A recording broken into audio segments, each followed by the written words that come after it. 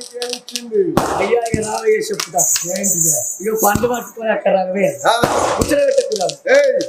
అయ్యో పాపం వాళ్ళు పడతారు గిన్నె పెడతారా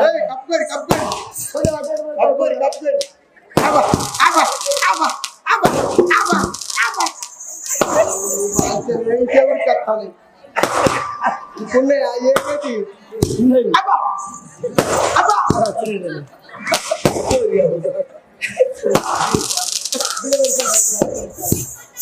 తీసుకొచ్చిన పొంగులో పోసిందయ్యా అరే ఇది 3 ఏళ్ల కింద ముక్కట్ల తవుడు